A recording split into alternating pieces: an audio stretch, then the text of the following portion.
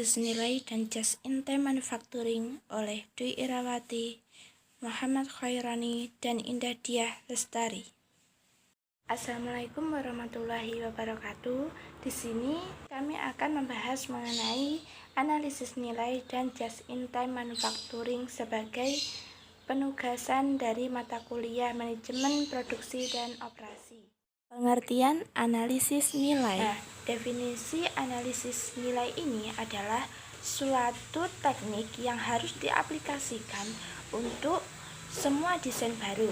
Hal ini melibatkan pertanyaan atas segala sesuatu yang berkaitan dengan desain dan fabrikasi suatu produk itu sendiri. Tujuannya adalah untuk meningkatkan nilai dari suatu produk. Mengenai analisis nilai itu sendiri, ada langkah-langkah utamanya, yaitu yang pertama mengenai definisi fungsi. Apa sih maksud dari definisi fungsi ini? Definisi nilai dalam analisis nilai adalah mengidentifikasi biaya pengadaan setiap fungsi, di mana jika pada fungsi sekunder memakan biaya lebih banyak dibandingkan dengan fungsi primernya, maka di sini pasti ada letak kesalahan, sehingga prosedur ini seringkali memicu untuk menambah ide-ide dan informasi yang menghasilkan nilai produk yang lebih baik supaya tidak ada kesalahan lagi, dan dengan fungsi ini kesalahan akan ditemukan.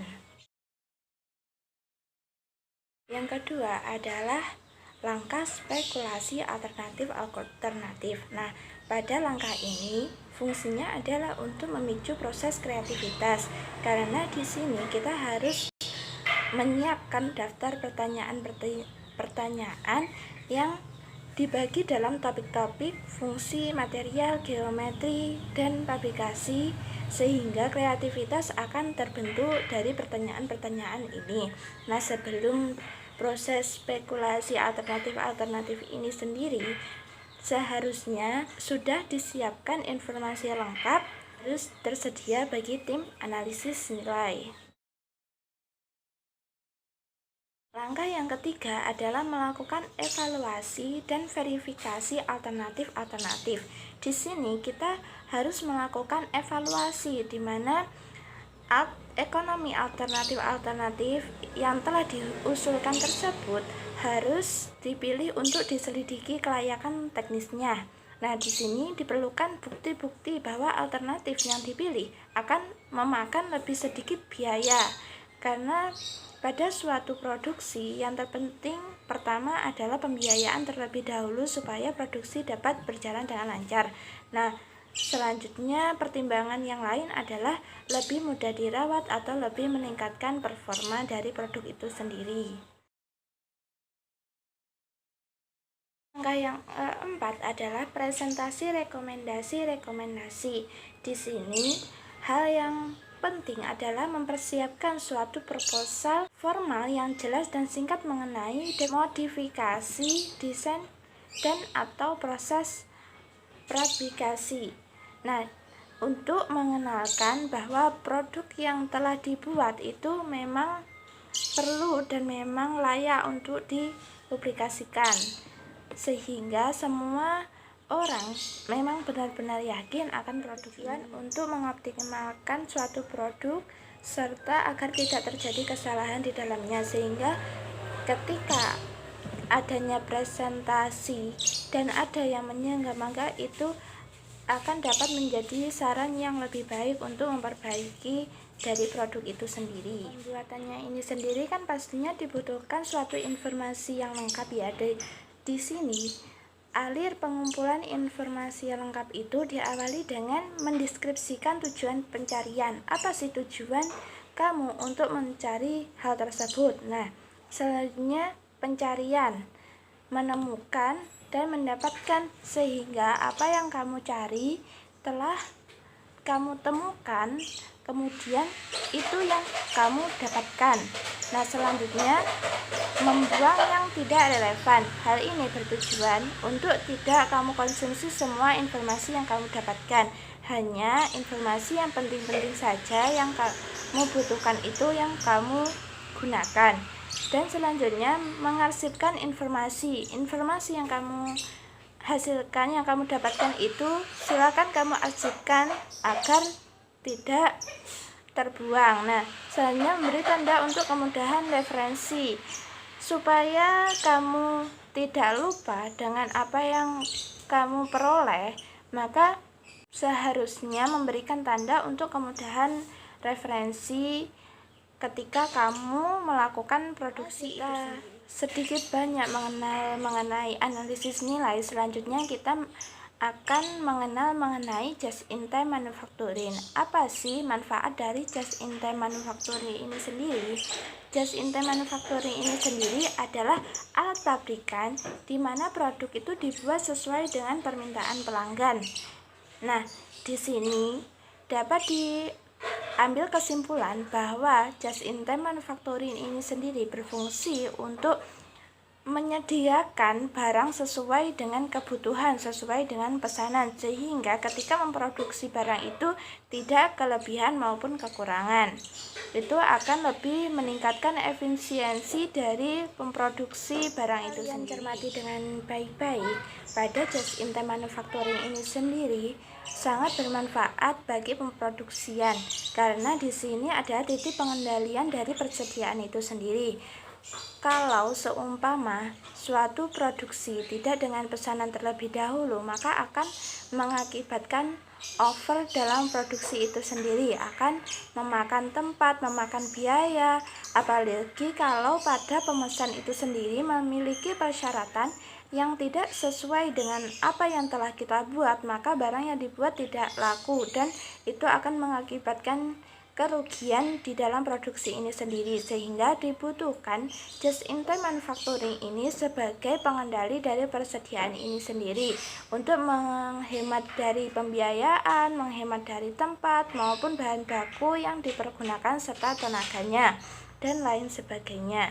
Jadi dari just-in-time manufacturing ini banyak sekali manfaat yang dapat diambil. Selanjutnya yaitu mengenai manfaat utama dari just-in-time manufacturing ini sendiri. Nah, di sini mengenai keuntungan just-in-time manufacturing yang secara global, secara umum kan sudah saya jelaskan tadi ya. Nah, selanjutnya yaitu manfaat dari just-in-time, sistem persediaan just-in-time ini sendiri. Yang pertama, ada waktu penyiapan atau setup diperpendek. Nah, apa maksudnya? Maksudnya adalah kurangilah waktu penyiapan agar lebih produktif, yang akan memungkinkan perusahaan itu meningkatkan efisiensi dan waktu yang dihemat dapat dimanfaatkan pada bidang lain yang memerlukan peningkatan, sehingga pemanfaatan waktu itu sangatlah penting. Kalian dapat memanfaatkan waktu tidak hanya untuk penyiapan itu saja, kalian dapat memanfaatkan waktu yang lebih singkat untuk keperluan yang lainnya juga. Nah, yang kedua ada kelancaran arus bahan atau komponen dari gudang ke rak perakitan ditingkatkan. Nah, pada bagian ini, setelah karyawan itu memusatkan pada area spesifik dari sistem, akan memungkinkan mereka untuk memproses pengerjaan barang dengan lebih cepat, sebagai ganti dari mempunyai pekerjaan yang lebih banyak, melelahkan dan menyederhanakan tugas yang ada. Dan yang ketiga, ada karyawan yang memiliki banyak keahlian dapat digunakan secara lebih efisien.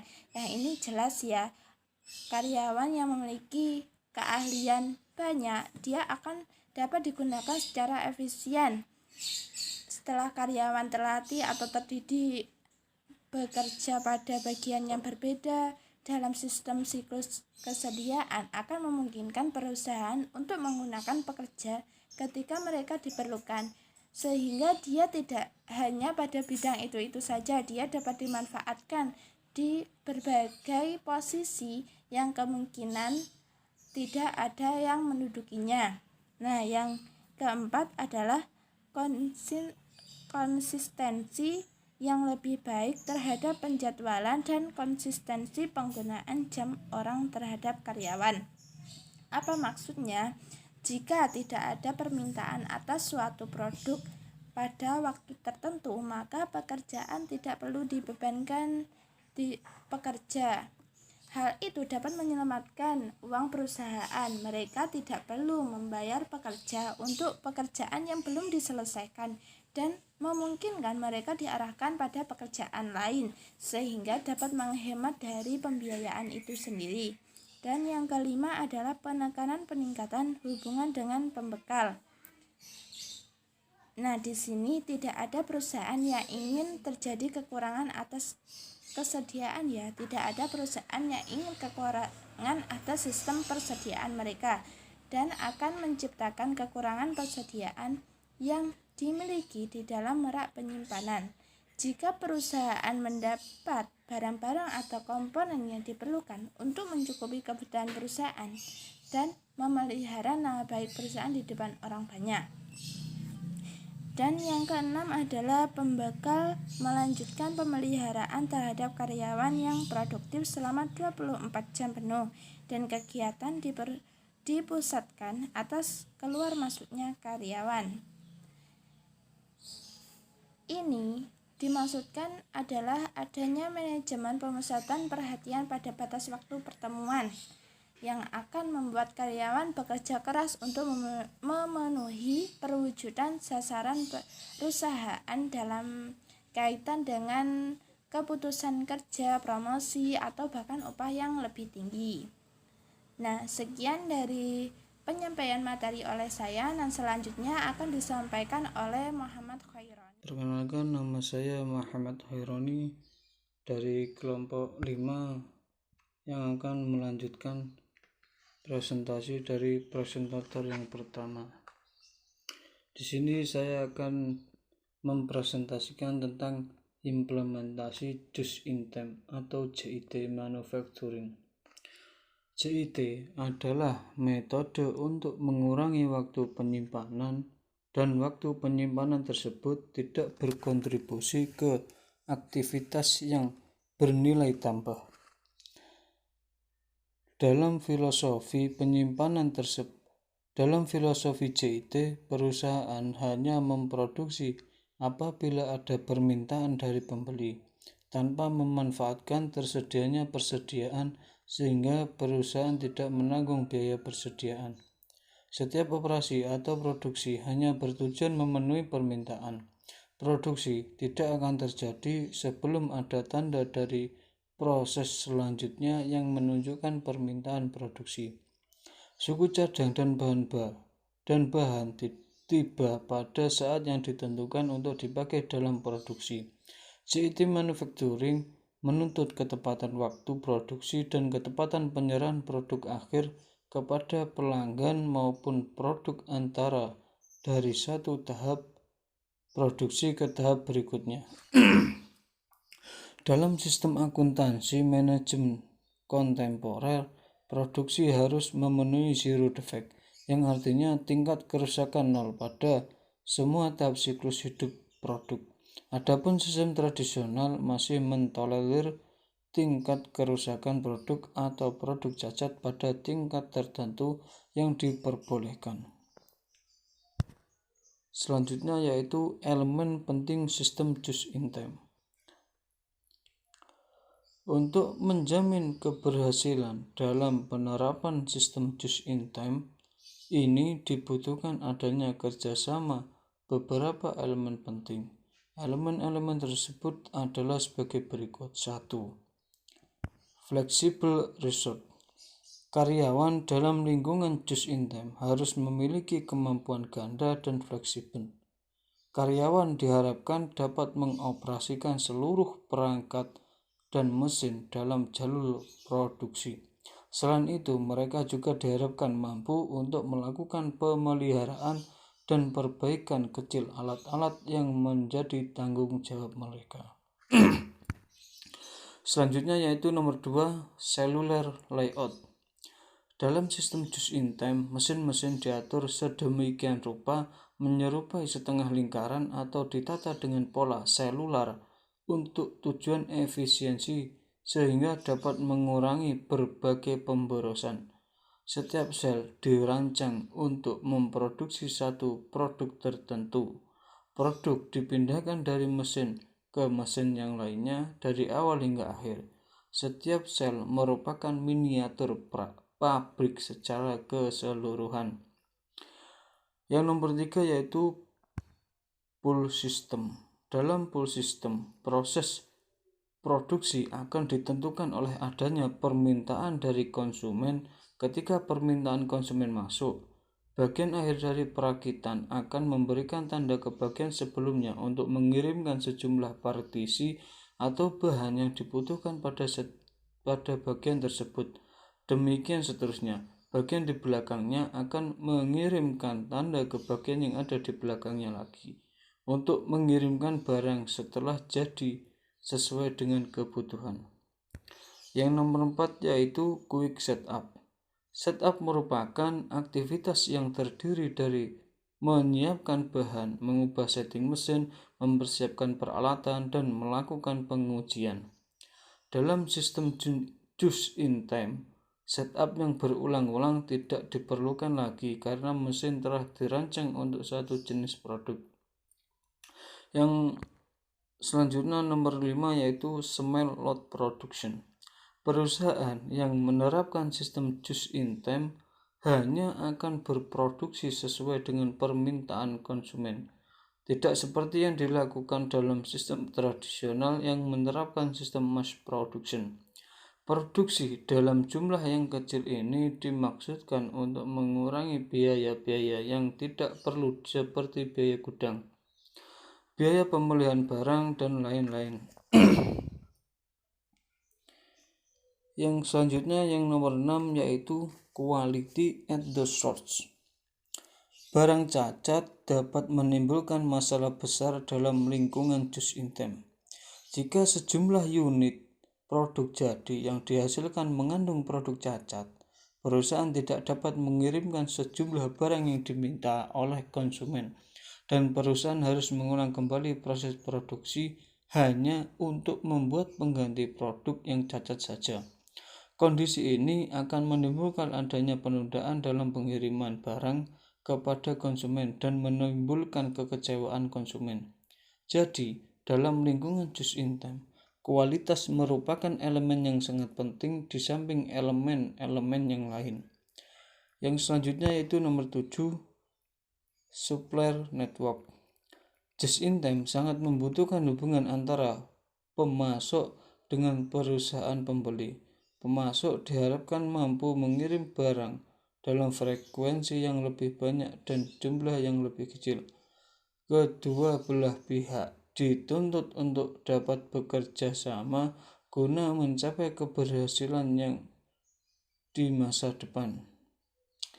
Setiap sistem just in time telah diterapkan oleh perusahaan-perusahaan yang ada di dunia, seperti Toyota Motor Company di Jepang yang merupakan negara pencetus dari ide ini, Dell Computer, Intel, McDonald, Black & Decker, Goodyear, dan lain-lain.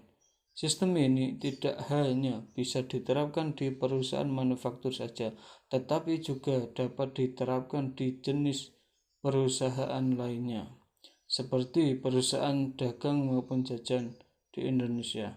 Ada beberapa perusahaan yang telah mencoba untuk menerapkan sistem just in time, seperti PT Astra Daihatsu Motor, PT Tri Angel Motor, PT Ardi Indah, dan lain-lain. Di antara perusahaan-perusahaan tersebut ada beberapa perusahaan yang telah berhasil menerapkan sistem ini, seperti PT Astra Daihatsu Motor. Perusahaan ini telah berhasil meningkatkan kualitas produknya, mengurangi biaya, dan meningkatkan partisipasi dari pekerja-pekerjanya. Bagi perusahaan di Indonesia, sistem ini merupakan suatu hal yang baru karena hanya beberapa perusahaan yang mampu menerapkannya dengan baik. Ada beberapa faktor yang menyebabkan sistem ini sulit untuk diterapkan di Indonesia, seperti ketersediaan bahan baku, tenaga kerja, dan yang paling penting adalah masalah dana. Mungkin itu saja dari saya. Selanjutnya presentasi akan disampaikan oleh presentator berikutnya. Selanjutnya, saya akan membahas tentang tujuan just-in-time manufacturing. Tujuan ini yang pertama yaitu untuk menjaga level persediaan tetap rendah. Yang kedua, untuk meningkatkan kualitas produk. Yang ketiga, untuk mengurangi biaya bahan baku. Yang keempat, untuk meminimalkan produksi limbah. Yang kelima, untuk meminimalkan kelebihan produksi. Selanjutnya, beberapa keuntungan dari just-in-time purchasing. Keuntungan ini dibagi menjadi dua. Yang pertama, keuntungan bagi pembeli, dan yang kedua, keuntungan bagi pemasok. Keuntungan bagi pembeli yaitu penurunan biaya bahan baku, penurunan reward lebih tepat waktu, penurunan biaya administratif, penurunan biaya persediaan, penurunan inspeksi, serta kualitas barang jadi lebih baik. Yang kedua, keuntungan bagi pemasok. Keuntungan bagi pemasok yaitu persyaratan kapasitas dan jadwal produksi lebih konsisten, serta pemindahan finish good yang lebih dapat diprediksi. Selain keuntungan, terdapat beberapa kerugian penerapan just-in-time purchasing, yaitu perusahaan akan sulit untuk beralih ke pemasok lain. Keterlambatan pengiriman akan mengakibatkan kegiatan produksi terganggu, serta ketiadaan inspeksi mengakibatkan substandard finished good. Selanjutnya, beberapa keuntungan dari just-in-time purchasing perusahaan seperti PT. Yang pertama, menghentikan produksi berlebih. Keuntungan utama dari hanya dalam pembuatan waktu adalah menghentikan kelebihan produksi. Ketika barang diproduksi tepat pada saat pesanan dan dalam jumlah yang dibutuhkan, itu menghasilkan tidak ada kelebihan produksi. Yang kedua, produksi limbah lebih sedikit. Fungsi dari just-in-time adalah mengurangi produksi limbah. Yang ketiga, peningkatan aliran barang tepat pada waktunya. Hasil dalam produksi berlebih atau tidak sama sekali dan produk yang diproduksi digunakan dalam skala waktu yang sama.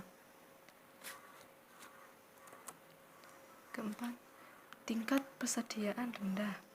Konsep just-in-time adalah menjaga level persediaan tetap rendah. Kelima, pengurangan biaya. Pembuatan just-in-time bertujuan untuk menghasilkan produk dalam jumlah yang diperlukan saja, yang menghasilkan tingkat persediaan rendah dan produksi limbah lebih sedikit, dan pada akhirnya mengurangi keseluruhan biaya dan biaya produksi. Keenam, memenuhi persyaratan pelanggan. Produk yang diproduksi tepat sesuai dengan persyaratan pelanggan yang menghasilkan kualitas yang lebih baik dan pada akhirnya menghasilkan kepuasan pelanggan dan membangun lebih banyak kepercayaan. 7. Pekerja terampil. Pekerja harus cukup terampil untuk menjalankan proses produksi secara efektif. Hubungan pelanggan dan pemasok yang menyenangkan. Dalam prinsip-prinsip manufaktur lama, pelanggan memiliki semua kekuatan dan pemasok harus mengerjakan pesanan mereka, sedangkan di just-in-time, pelanggan dan pemasok memiliki hak yang sama dan saling bergantung satu sama lain. Ini membentuk hubungan positif antara pemasok dan pelanggan, dan hasilnya pada akhirnya lebih baik.